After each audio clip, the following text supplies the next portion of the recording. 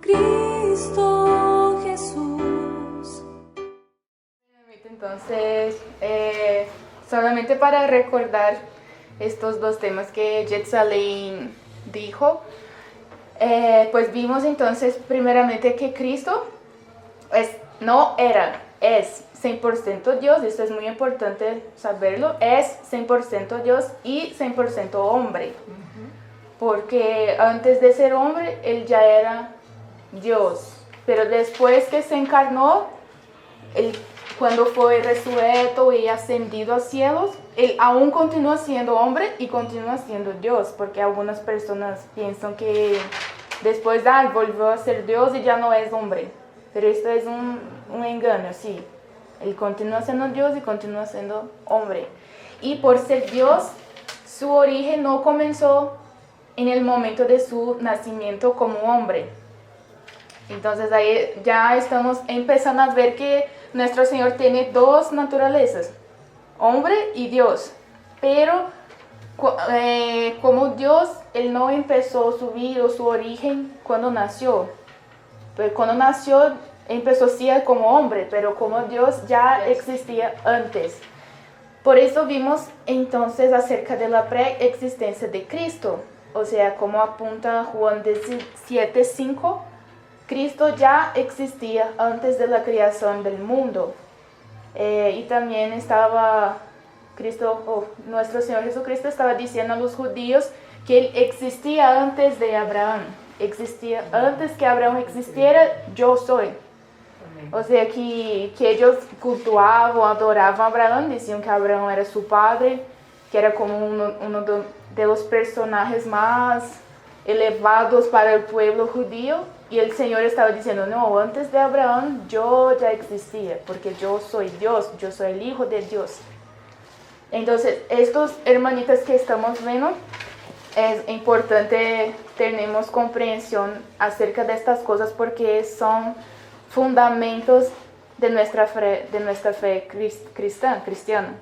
Entonces, estas cosas no podemos tener dudas acerca de eso. Hasta porque para presentarnos a Cristo a otras personas, nosotras mismas tenemos que conocer a Cristo, ¿no? Tenemos que saber quién es Cristo, por qué es Dios, cómo existió, cómo se encarnó, cuál fue su misión, qué ha hecho por nosotros. Entonces, nosotras mismas tenemos que tener esta comprensión a quién estamos siguiendo, quién es Cristo que estamos adorando. Entonces estamos viendo fundamentos de nuestra fe, y si alguna de pronto tiene alguna duda acerca de estas cosas, que por favor estén en libertad para hacer sus preguntas, porque son cosas importantes que tenemos que tener claridad acerca de eso. Y también vimos algunas profecías acerca de Cristo, y habían como más o menos, nosotras no vimos 60 profecías, pero vimos algunas, pero habían como 60 profecías principales sobre el Mesías que estaba por venir. Desde el Antiguo Testamento, cuando el Señor levantó profetas, levantó profetas, hombres, Moisés, todos ellos para mostrar que había de venir un Mesías. Entonces habían como más o menos 60 profecías, y nuestro Señor Jesucristo de una manera hermosa cumplió todas estas profecías, mostrando que Él sí era el Hijo de Dios, que vino para salvar a su pueblo, a pesar que aunque el pueblo judío no lo creó. Y todavía siguen no creyendo que Él es el Mesías, pero eso es como otro tema. Entonces, hermanitas, hoy nosotras vamos a hacer una excepción de nuestro tema acerca de Jesucristo, porque antes de nuestro Señor Jesucristo nacer, se encarnar, había como el Señor levantó un precursor de Cristo, y ese precursor fue Juan el Bautista. Pues me gustaría preguntarle si alguna de ustedes saben qué significa la palabra precursor, que es importante saber.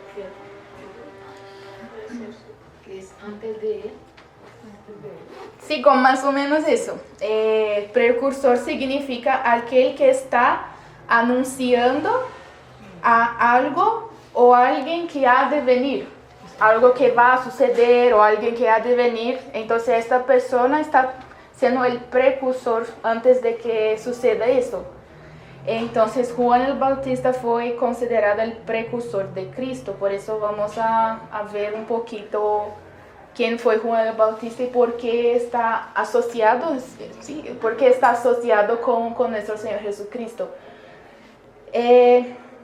Primero de todo, Juan el Bautista fue un hombre escogido y apartado por Dios para preparar el pueblo de Israel para la venida de Jesucristo. O sea que el Señor levantó o preparó este hombre justamente para cumplir un propósito. De antes mismo que naciera, su vida ya tenía un propósito preparado por el Señor y que estaba asociado a nuestro Señor Jesucristo. Tanto que su ministerio entonces inició un poco antes al del Señor Jesucristo. Él nació antes de Jesucristo y su nacimiento fue profetizado en el Antiguo Testamento. Ahí en el grupo nosotros pusimos algunos pasajes. Dos pasajes eran Malaquías 3:1. Betita, ¿puedes leerlo? Miren, yo envío a mi mensajero y él preparará el camino delante de mí. Entonces el Señor, a quien ustedes buscan, vendrá. Sí, ¿y el siguiente? Dice, miren, les envío al profeta Elías antes de que llegue el gran y terrible día del Señor. Sí, en esta pasaje, esta última, Malaquías 4:5, dice que el Señor iba a enviar el profeta Elías. Ahí pues está así refiriendo acerca de Juan el Bautista, pero ahí vamos a hacer una aclaración un poquito más adelante acerca de eso para ver que no era Elías, o sea, la reencarnación de Elías, pero ya vamos a ver eso. Y entonces Juan el Bautista, esto es muy importante, fue el primer profeta que Dios llamó desde el tiempo de Malaquías, que ya leímos Malaquías entonces el profeta, o sea, unos 400 años antes. Entonces desde Malaquías hasta Juan el Bautista no hubo otro profeta. El Señor no había levantado otro hombre, otro profeta. Este periodo consideramos el periodo de silencio del Señor, o sea que el Señor no habló. 400 años el Señor no habló. Esto fue como un juicio del Señor para su pueblo, porque el pueblo se apartó, tenía tanta apostasía que el Señor entonces quedó en silencio. Y ahí entonces desde Malaquías hasta Juan el Bautista hubo un periodo de 400 años que el Señor estaba en silencio y no había otro profeta. Entonces la venida de Juan se anunció 700 años antes por otro profeta. O sea, además de Malaquías, también había otra profecía en Isaías, del profeta Isaías. Vemos en Isaías 40. Esperancita, ¿puede leer? ¿O no ve? ¿Quién puede ver? ¿Quién está viendo? Voz Dígame. que clama en el desierto, preparad camino al Señor, enderezad calzada en la soledad a nuestro Dios. Todo valle sea alzado y bájese todo monte y collado, y lo torcido se enderece, y lo áspero se allane, y se manifestará la gloria del Señor, y toda carne juntamente la verá, porque la boca del Señor ha hablado. Sí, gracias, mami. Entonces, este discurso que vemos en la profecía de Isaías fue el mismo discurso de Juan el Bautista cuando anunciaba la venida del Mesías. Las mismas palabras fue proferida por Juan el Bautista. Esta profecía entonces fue 700 años antes del nacimiento de Juan el Bautista, o sea, mucho tiempo. Ahí entonces seguimos un poquito con su nacimiento, que es como un nacimiento milagroso. Vemos que el nacimiento de Juan el Bautista encontramos primeramente en el Evangelio de Lucas. Y en el Evangelio de Lucas vimos o podemos ver, primera de Lucas, que su madre Elizabeth era una mujer estéril y su padre Zacarías era un sacerdote en el templo. Ellos eran muy ancianos, por eso son dos viejitos. Mi esposo preguntó, ¿pero son abuelos de Juan el Bautista? No, queridos, los papás eran ancianos, sí. Su nacimiento fue un milagro porque eran ancianos y Elizabeth era una mujer estéril, no podía tener hijos.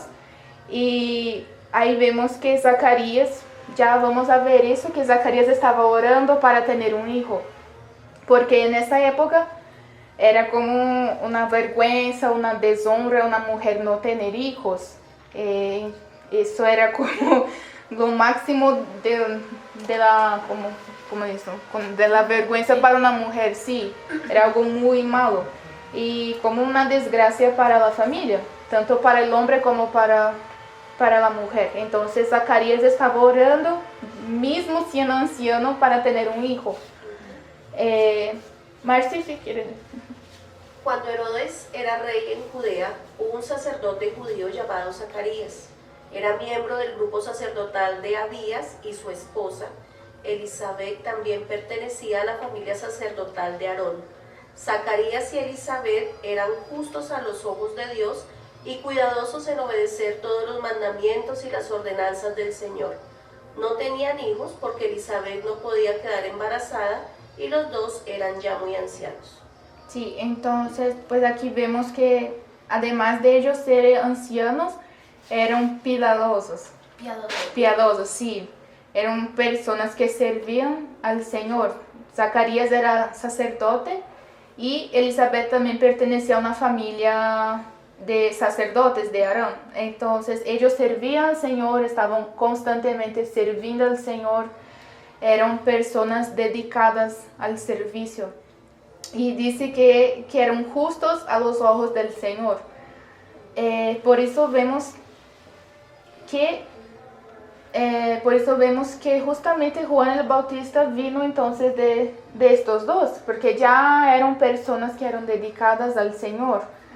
Sí, y el nombre de Juan el Bautista fue escogido por Dios, porque Él lo había escogido como instrumento para un propósito.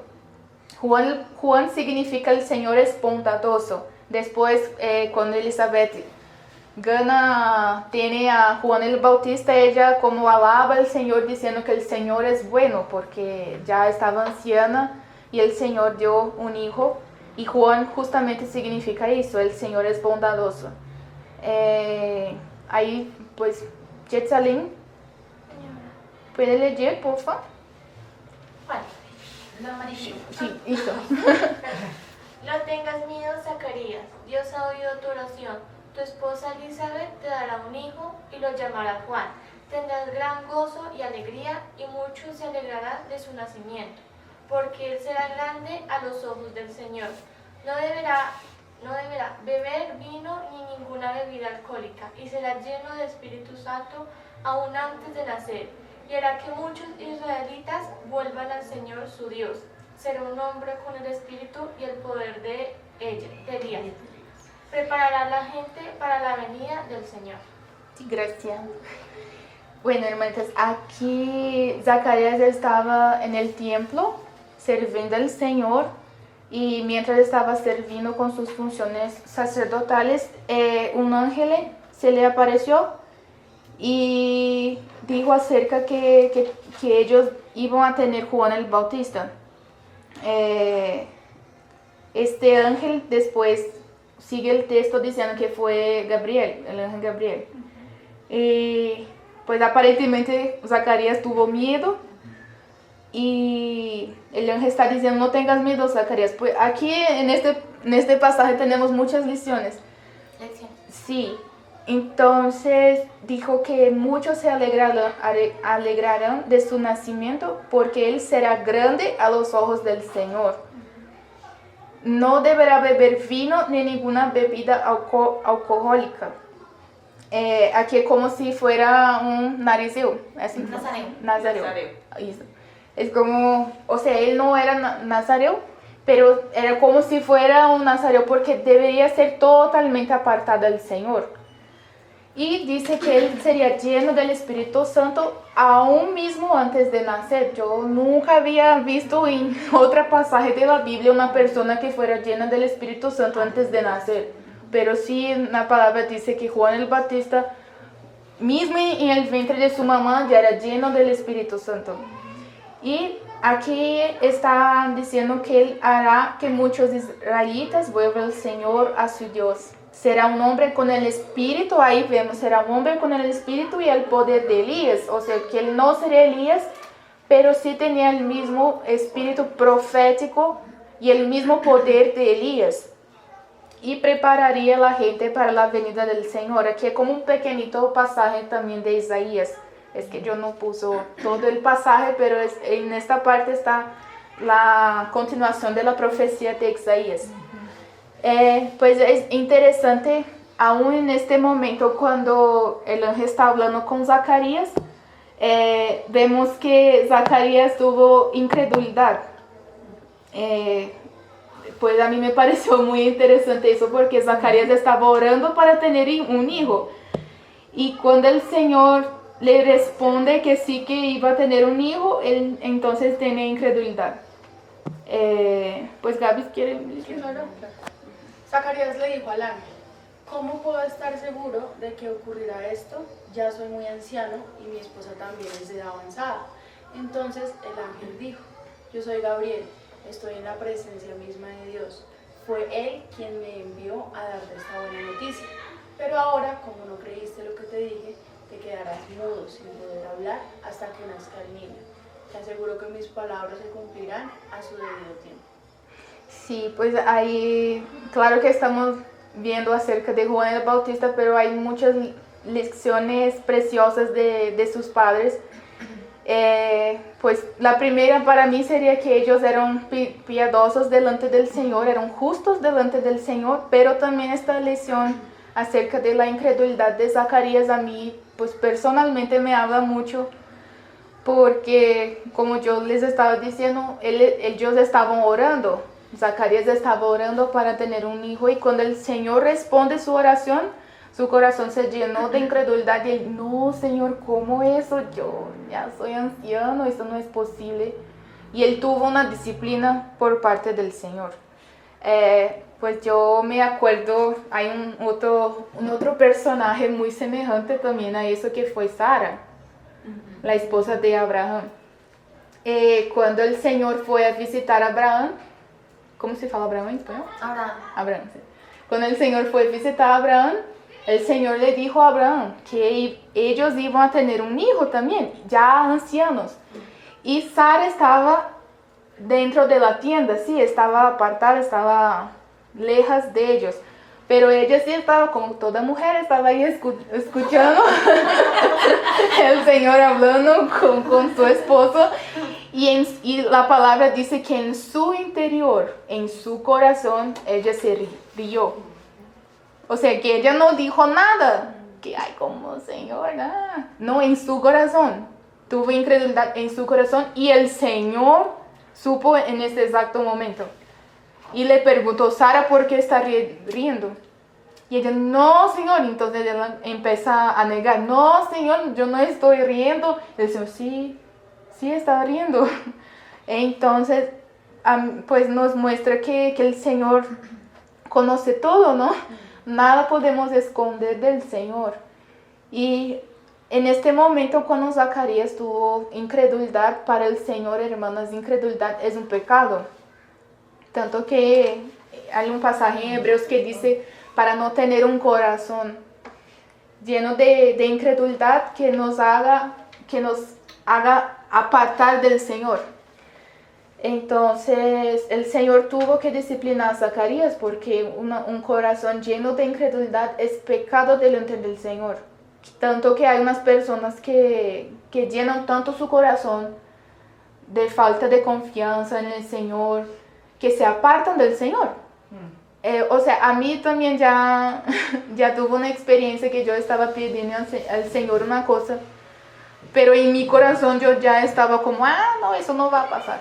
Entonces, porque no sé por qué estaba orando, porque yo estaba orando, pero también en mi corazón, no, eso no va a suceder ya, no. Entonces no tenía fe en el Señor. Sí, creo que eso se pasa mucho como una persona que en algún momento se quiere casarse y ya pide al Señor, yo quiero casarme, pero, no, ya estoy muy vieja, ya no. O sea, ya tiene su corazón con incredulidad, ¿sí? Ya no confía que el Señor puede hacer mucho más de lo que pensamos, de lo que pedimos. Entonces esto es una lección muy importante para nosotros, que la incredulidad es un pecado delante del Señor y por eso que el Señor tuvo que disciplinar a Zacarías. Zacarías entonces quedó sin hablar hasta que naciera Juan el Bautista. Después, cuando nació Juan el Bautista, en su ceremonia de consagración, él entonces fue lleno del Espíritu Santo y cuando fue lleno del Espíritu Santo, él habló una profecía acerca de su propio hijo Juan. Y también como un dato curioso que Juan era pariente de Jesús, puesto que sus madres eran familiares. Ahí vemos en Lucas 1:36. ¿Alguien quiere pedir?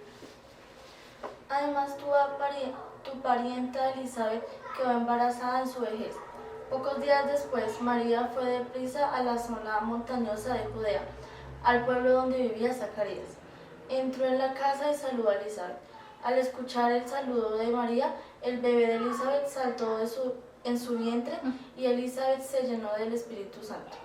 Sí, entonces, pues por estos pasajes vemos que aparentemente Juan y Jesús eran parientes, no sabemos si eran primos, pero sí tenían como un parentesco entre ellos. No sabemos si crecieron juntos o jugaban juntos, eso no sabemos, pero sí Elizabeth y María eran familiares. Sí. Entonces sigamos un poquito, vamos a ver sobre el llamado, el ministerio de Juan el Bautista. Es bueno enfatizar que Juan el Bautista fue un hombre lleno del Espíritu Santo. También es importante ver que cuando nuestro Señor Jesús empezó su ministerio, él también fue bautizado y lleno después del Espíritu Santo. O sea que una persona pues llena del Espíritu Santo solamente así puede cumplir el propósito que el Señor preparó para ella.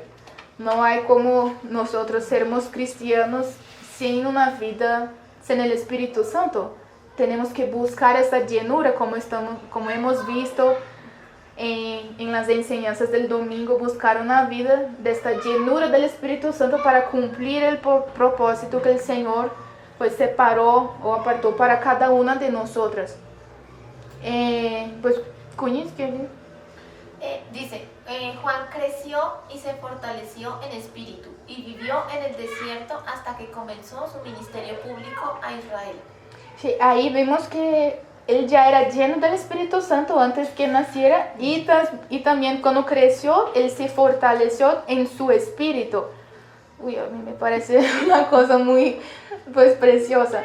Y él también vivió en el desierto. O sea que él vivió apartado de las multitudes, apartado de las personas, de la gente, vivió apartado para el Señor. Él vivió en un lugar que era tranquilo, un lugar sin ruido, sin la gente, sin las personas. Vivió para estar ahí apartado y tener comunión con el Señor. Esto también después vamos a ver en la vida de nuestro Señor, que él también, antes de empezar a su ministerio, a los 30 años, él también estaba apartado.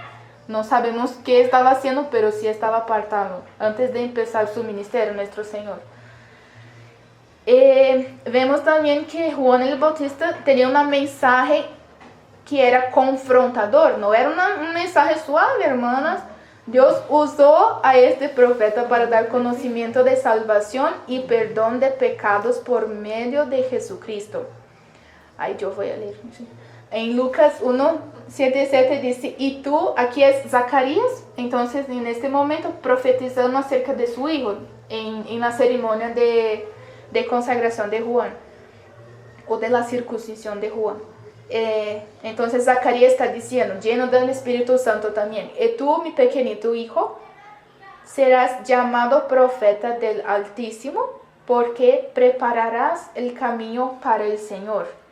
Dirás a su pueblo cómo encontrar la salvación mediante el perdón de sus pecados. Esta es la profecía de Zacarías en Mateo 3, 1, 2. Aquí ya es como el punto principal del ministerio de Juan el Bautista. Él tenía como este mensaje de llamar a las personas para que se arrepintieran. Sí. Entonces él decía, arrepentíos porque el reino de los cielos se ha acercado. En otro discurso él también decía que ellos deberían mostrar frutos que eran dignos de arrepentimiento, o sea, que tener una vida de transformación delante del Señor. Si uno se arrepiente, hay que tener frutos que muestren que se arrepintió. No hay como vivir de la misma manera, hablar de la misma manera, seguir haciendo las cosas que hacía antes. Entonces, él llamaba a las personas para una vida de arrepentimiento, porque sin arrepentimiento no hay como acercarse al Señor. O sea, que el Juan el Bautista a mí me tenía esta, ¿cómo se dice? Coraje. Sí, tenía como coraje para decir la verdad a las personas. Hoy es muy triste porque vemos que en nuestra época las personas están como teniendo un mensaje más suavecita, que están con miedo para que no rechacen y no están diciendo la verdad, el evangelio. Lo que las personas de hecho deben escuchar, que es arrepentirse para aceptar al Señor. Y Juan no tenía un mensaje así, él confrontaba a las personas, confrontaba a los judíos.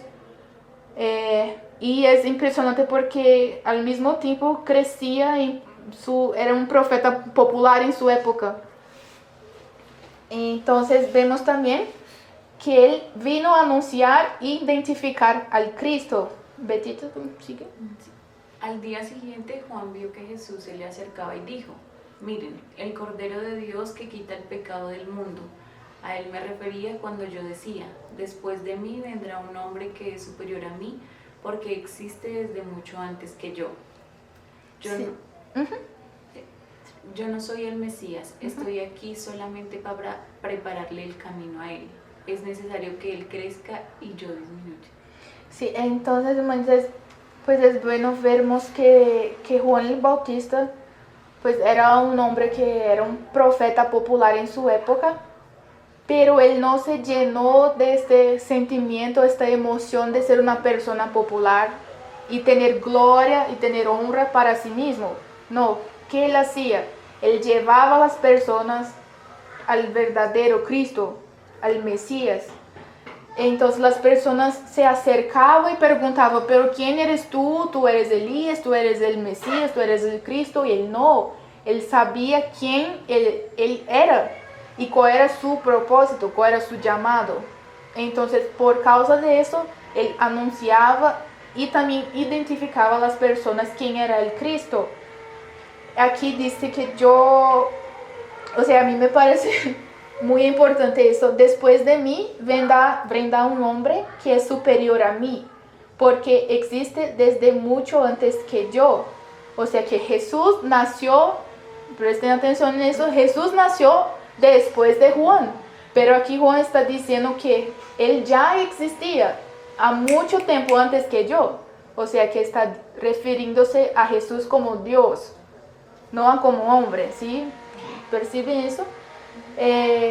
Y también dice, no, yo no soy el Mesías, yo estoy aquí solo para preparar el camino. Pues claro que creo que era una tentación para Juan tener como la atención sobre sí, mi ministerio, yo como hablo bien, yo soy el profeta, estoy bautizando a las personas, y pues todos se encantan con eso, ¿no? Pero a mí es importante ver que él no llamaba atención para sí mismo. La atención y solamente la atención es para Cristo.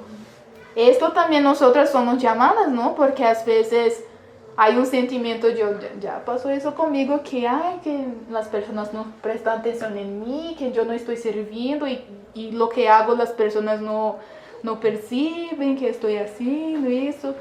Y me parece una lección muy importante que Juan no se importaba con eso. Para él era importante que Cristo apareciera, que estuviera en evidencia para las personas. Entonces, este era su ministerio. Él identificaba a las personas quién era el Mesías, preparaba a las personas para eso, para que ellas, cuando el Mesías vendría, que ellas entonces pudieran ver quién era el Mesías. Aquí en este pasaje, Juan 3:30, es necesario que Él crezca y que yo disminuya. Pues Juan estaba diciendo eso porque él sabía que cuando el Mesías iba a manifestarse, entonces su ministerio ya estaría pues encerrado, ya no existiera más. Ya terminaría, sí. Él tenía esta claridad en su corazón, que ya no estaría en evidencia, porque su ministerio entonces terminaría. El cargo, el llamado que el Señor le dio, entonces ya estaba hecho. Cuando el Mesías se manifestara. Es bonito porque aquí muchos consideran que este pasaje, Juan 3:30, esto es la verdadera vida espiritual. Cuando el Señor está creciendo en nosotros y nosotras ya no estamos en evidencia. O sea, cuando alguien mira a Betita, ya no ve Betita, pero ve Cristo. O sea, que hay aspectos, hay la forma de nuestro Señor, el Espíritu de nuestro Señor está se manifestando en Betita. Pues es bonito porque hay un dicho de un pasaje, o mejor, cuando Tozer está diciendo en uno de sus libros que hay ciertos cristianos que cuando uno está en su presencia, tú sientes la presencia del Señor. Yo falei, eso es verdad.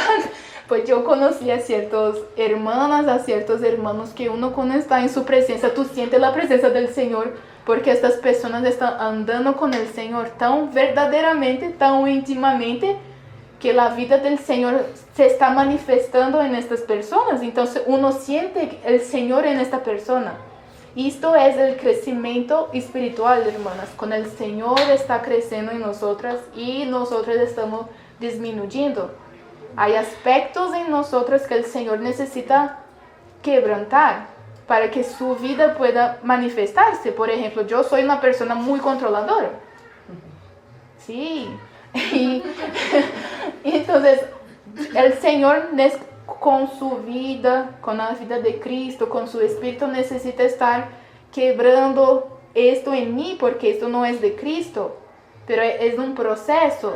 Tanto que cuando yo camino con el Señor, tengo comunión con el Señor, estoy orando, tengo una vida de oración, una vida en la palabra, estoy llenándome del Espíritu, la vida de Cristo como que va entonces llenando mi vida, mi ser. Y estos aspectos que el Señor necesita quebrar en mí, por la vida del Señor ya no van a existir. Pero claro que es un proceso.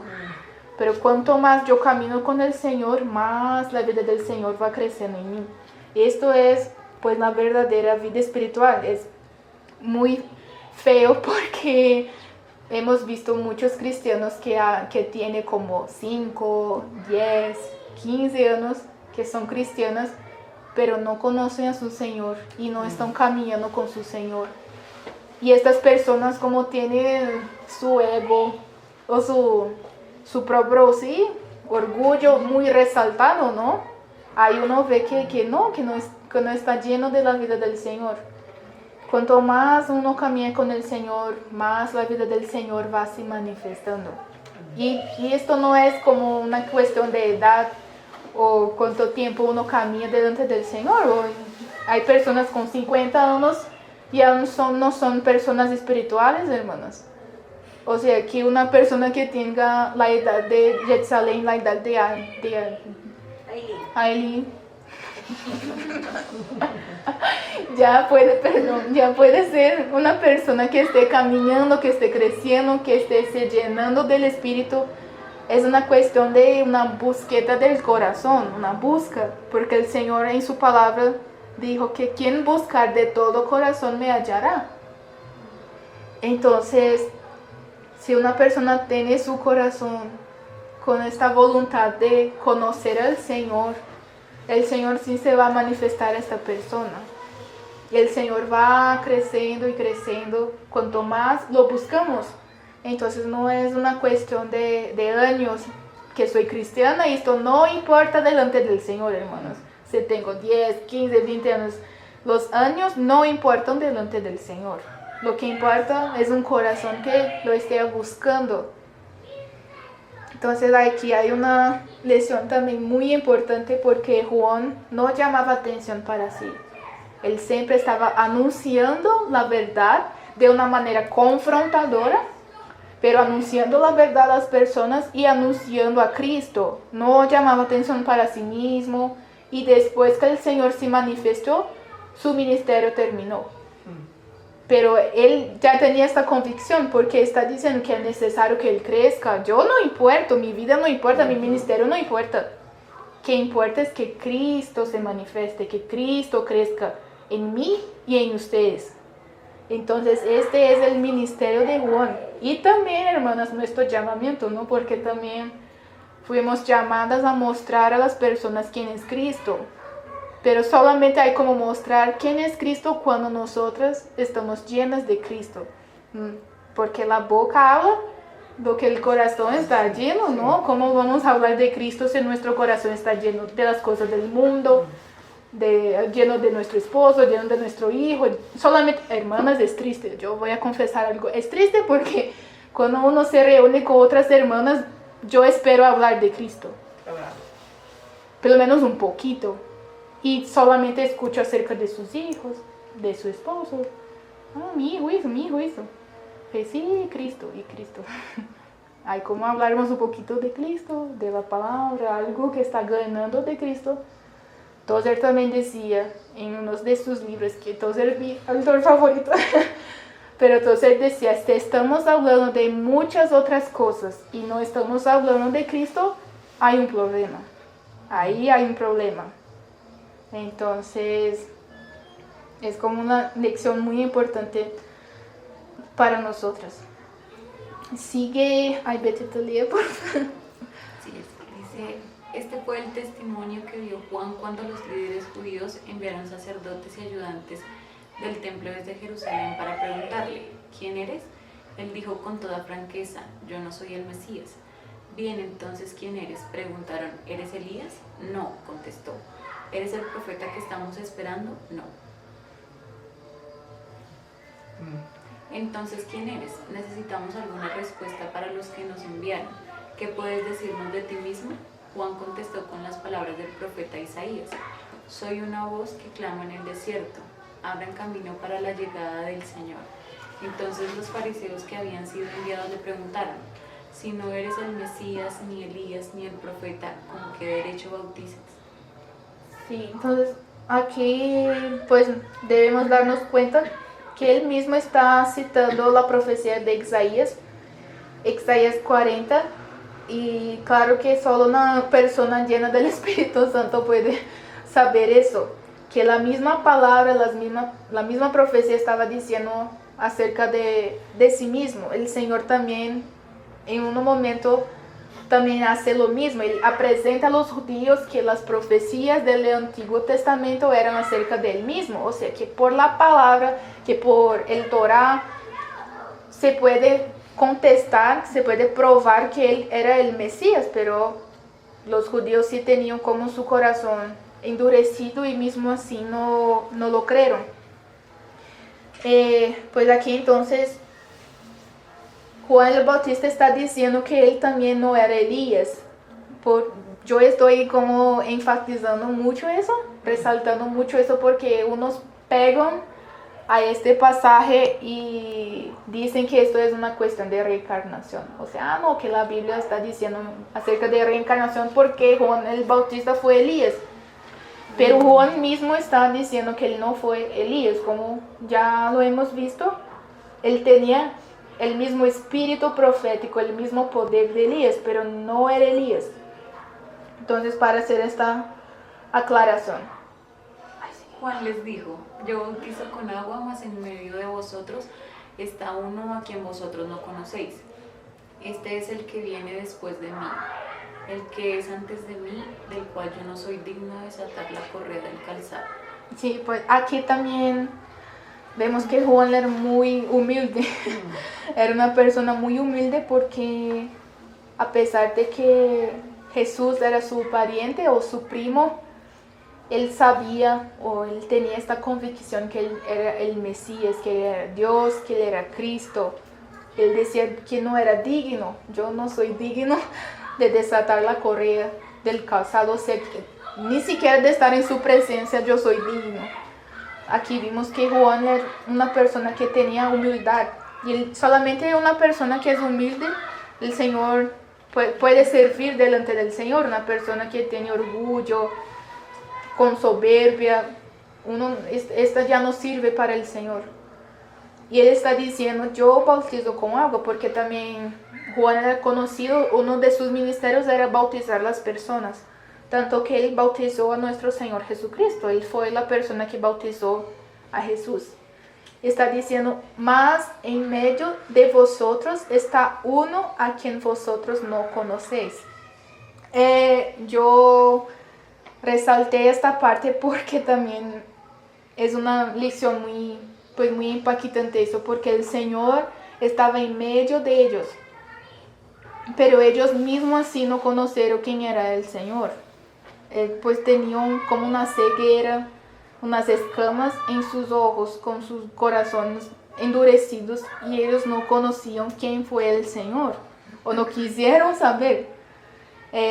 Hermana, y eso también pues puede pasar con nosotros, con nosotras, que nosotras decimos que somos cristianas, pero no conocemos en realidad el Señor.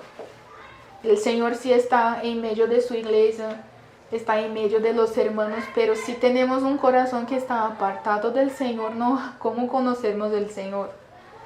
Y yo puedo decir, yo sí soy cristiana, o yo nací en un lar cristiano, en un hogar cristiano, pero en realidad no tengo una vida de conocimiento espiritual del Señor. Es diferente, hermanas, conocimiento intelectual y conocimiento experimental. O sea, que yo tengo una vida que yo estoy experimentando quién es el Señor.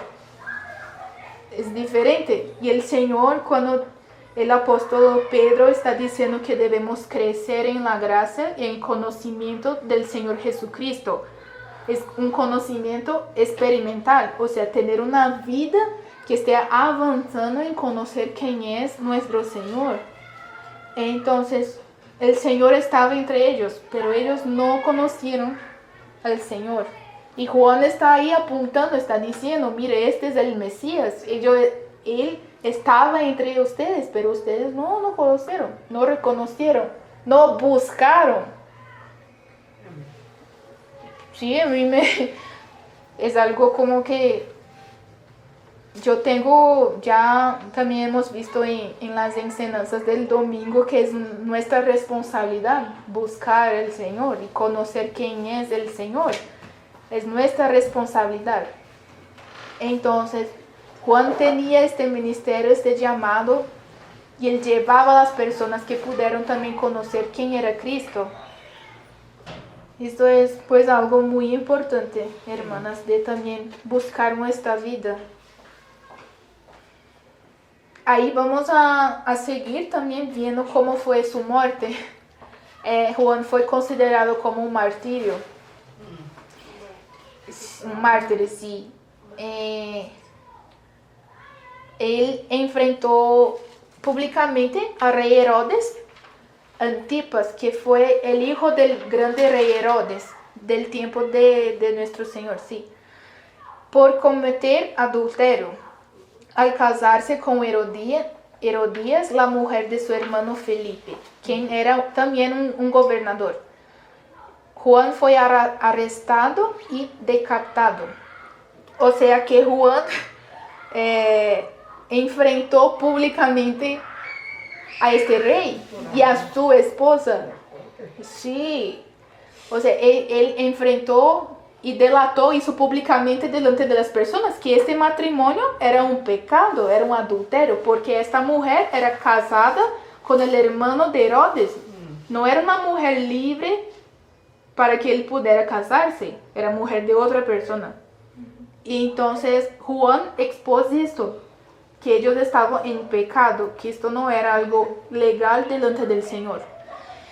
Y la palabra dice que este Herodes, como tenía temor de Juan, hay un pasaje, en este mismo pasaje sigue diciendo que este Herodes tenía temor de Juan, tanto que él pensara que Juan era el Mesías. Pero esta mujer, Herodías, tenía como en su corazón mucho odio por Juan, porque claro, estaba exponiendo su pecado. Y delante de otras personas, creo que esto es más duro para uno, ¿no? Entonces ella arregló como una fiesta por el cumplimiento de su hija. Y su hija hizo una danza para Herodes. A Herodes le agradó esta danza. Y él dijo a esta chica que ella pudiera pedir lo que quisiera, que él iba a conceder su deseo. Y su mamá entonces como que influenció en su decisión y dijo que pida la cabeza de Juan. Juan ya estaba en la cárcel, sí, ya estaba arrestado. Y entonces esta chica fue, yo quiero la cabeza de Juan. Y Herodes como que no, pero ¿qué pasó eso? Justo Juan. Pero como ya había dado su palabra, él entonces ordenó que Juan fuera decapitado. Decía, esta es la cabeza de Juan.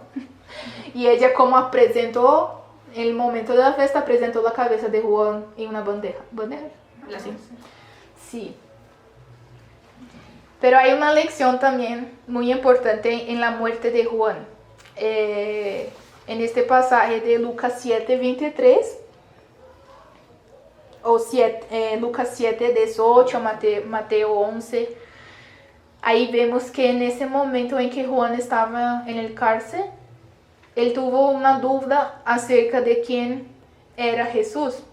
O sea, que él pasó toda su vida anunciando, predicando acerca de quién era Jesús, pero cuando estaba pasando por un momento de dificultad, de tribulación en su corazón, él también tuvo esta incredulidad. Si de hecho si Jesús era quien estaba diciendo quién era.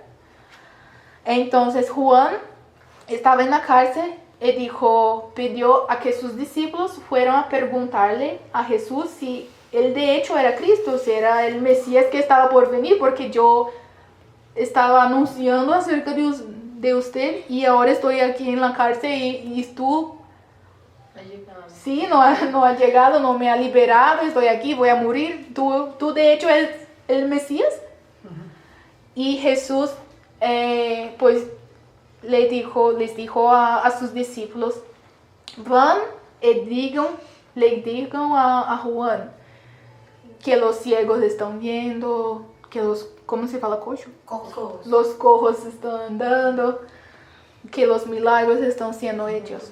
Y dijo, bienaventurado es aquel que no haya tropiezo en mí. Hay una otra versión que dice, Dios bendice a los que no se apartan por causa de mí. Entonces, sí, es una lección muy importante eso, hermanitas, porque uno puede estar bien con el Señor cuando no está pasando por un momento de dificultad. Pero en un momento de aflicción, un momento de dificultad, de tribulación, nuestro corazón también puede llenarse de eso, de preguntar, Señor, ¿por qué de eso? ¿El Señor está escuchando mi oración? ¿El Señor sí está conmigo?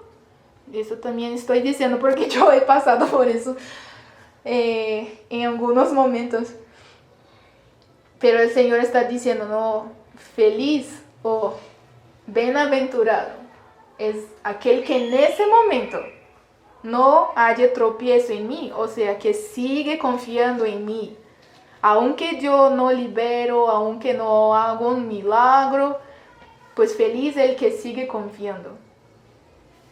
Y es bonito porque cuando yo estaba leyendo un libro con mi esposo, de Madame Guyon, hay un capítulo que ella estaba diciendo que a veces el Señor permite el silencio. Y en ese momento pensamos que el Señor está lejos de nosotros porque no estamos escuchando su voz, no estamos escuchando una dirección, no vemos una dirección. Y ella estaba diciendo que en este momento el Señor desea que podamos buscarlo aún más. Como es una prueba para nosotros. Aunque el Señor está en silencio, en este momento Él desea ver que nosotros lo estemos buscando aún más, cuando no hay respuesta, y que podamos encontrar paz en Él, aunque esté en silencio. Entonces, esta es una lección también que fue como muy importante para mí, porque en ese momento que Juan, en toda su vida, hermanitas, él estaba ciente de quién era el Mesías, pero en un momento que estaba preso, que estaba en la cárcel, él tuvo duda en su corazón. Y el Señor, de una manera muy hermosa, dice: bienaventurado, feliz es aquel que aún sí sigue confiando en mí. Entonces, es pues una lección muy importante. Ahí vemos acerca de la incredulidad y también de tener un corazón que sigue confiando en el Señor. Y para terminar, después de eso, que el Señor dijo estas palabras, Él envía los discípulos de Juan para que ellos le dijeran eso, y después se vuelve a la multitud que estaba con Él.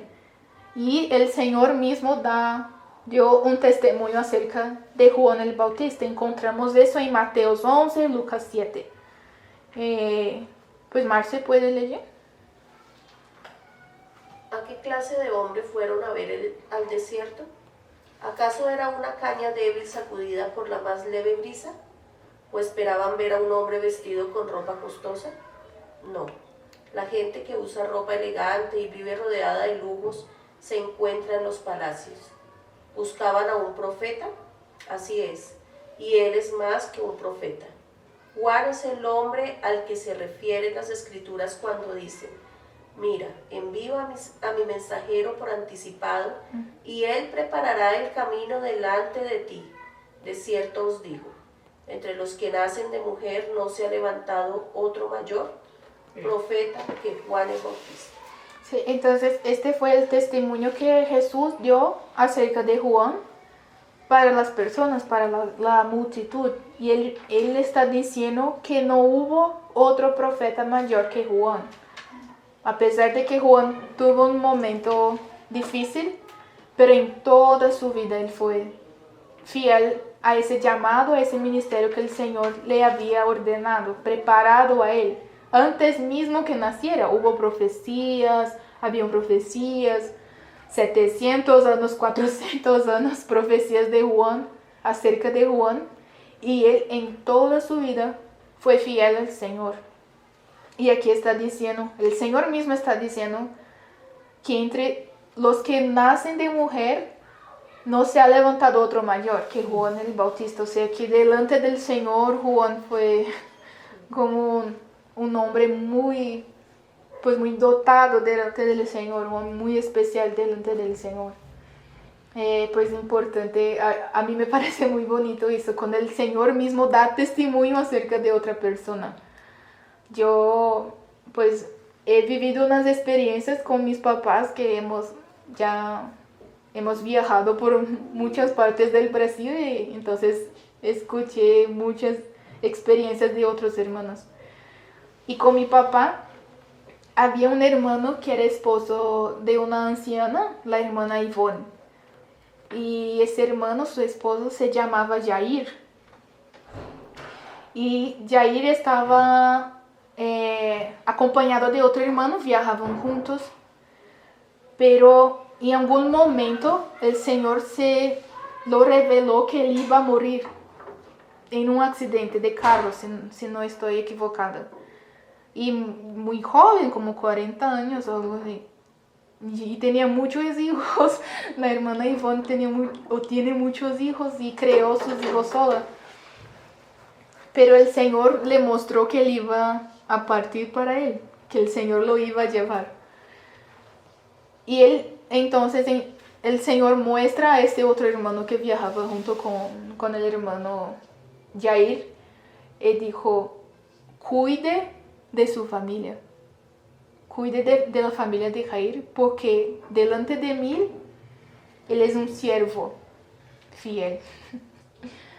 Entonces el Señor mismo estaba dando un testimonio acerca de este hermano, que él iba a llevar a Jair, pero que él no iba a desamparar su familia, porque él era una persona especial, importante delante del Señor, como un príncipe. Entonces son relatos, son experiencias de hombres que andaron con el Señor y delante del Señor como tuvieron créditos.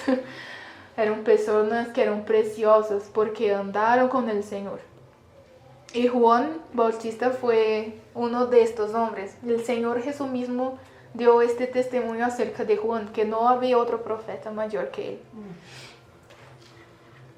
Y para terminar, o para encerrarnos como un dato curioso, que a mí es curioso, porque yo no sabía, no sé por qué de estas cosas, pero Juan sí vivió una vida sencilla en la zona montañosa de Judea. Ahí vimos que él vivió en el desierto, entre la ciudad de Jerusalén y el Mar Muerto. Esto vemos en Mateo 3:4. Juan es conocido, muy conocido, porque vestía ropa de pelos de camello con un cinto de cuero alrededor de su cintura, y su dieta era simple, de langostas y miel silvestre. Esto vemos también en Mateo 3:4, ahí como hay como algunas personas que preguntan ¿por qué se vestía así? ¿O por qué comía langostas? ¿Será que tiene un significado espiritual? Pero no, hermana, lo siento. No tiene un significado profundo acerca de eso. Es como este tipo de vestidura era muy común para los profetas de esta época.